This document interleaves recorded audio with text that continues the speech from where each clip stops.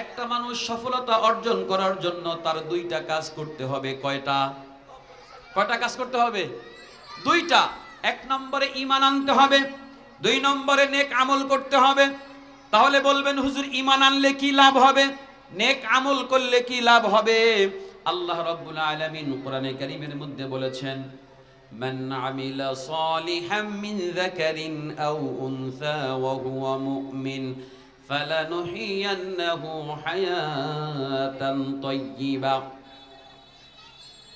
যে ঈমানদার পুরুষ এবং নারী ঈমান আনবে এবং নেক আমল করবে, আল্লাহ রাব্বুল আলামিন বলেন তাদের জন্য আমি ফালানুহিয়ান্নাহু হায়াতান তাইয়্যিবা, সেই ঈমানদার নর এবং নারীর জন্য, পুরুষ এবং মহিলার জন্য আমি আল্লাহ শান্তির জিন্দেগি দান করব।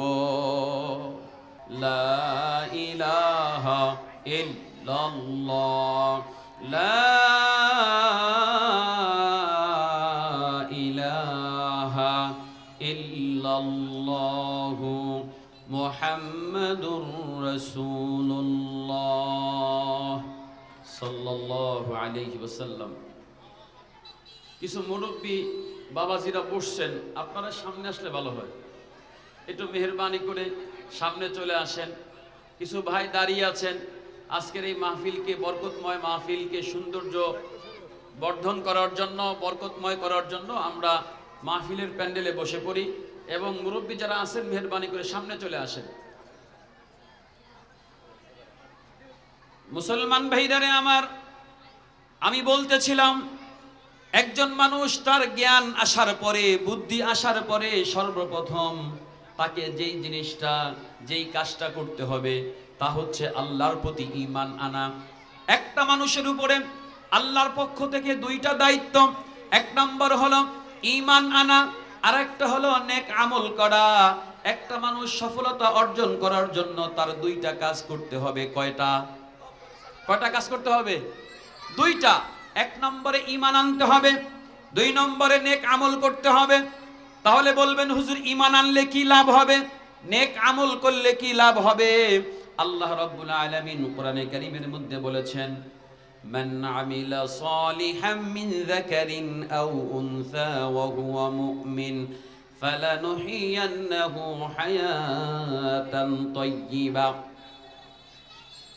যে ঈমানদার পুরুষ এবং নারী ঈমান আনবে এবং নেক আমল করবে, আল্লাহ রাব্বুল আলামিন বলেন তাদের জন্য আমি ফালানুহিয়ান্নাহু হায়াতান তাইয়্যিবা, সেই ঈমানদার নর এবং নারীর জন্য, পুরুষ এবং মহিলার জন্য আমি আল্লাহ শান্তির জিন্দেগি দান করব।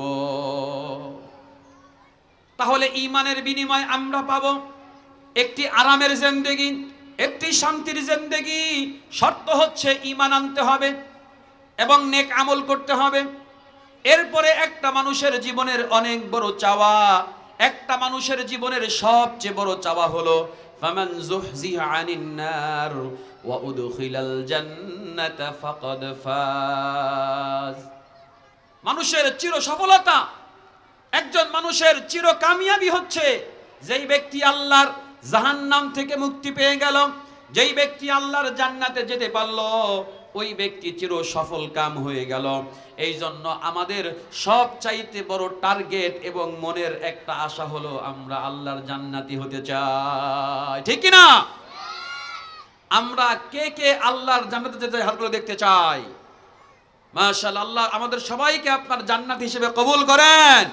হাতগুলো নামান। মাশাআল্লাহ, আমরা সবাই চাই আল্লাহর জান্নাতি হতে। মৃত্যুর পরে আমরা যাব জান্নাতে নাকি জাহান্নামে?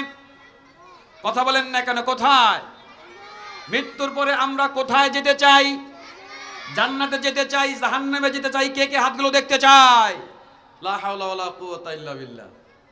আমরা কি জাহান্নামে যাব? অনেকেই হাত তুলছে, বিশেষ করে মাসুম বাচ্চারা বুঝে নাই। আমরা জাহান্নামে যেতে চাই, কে কে হাতগুলো দেখতে চাই? এবারও হাত তুলছে।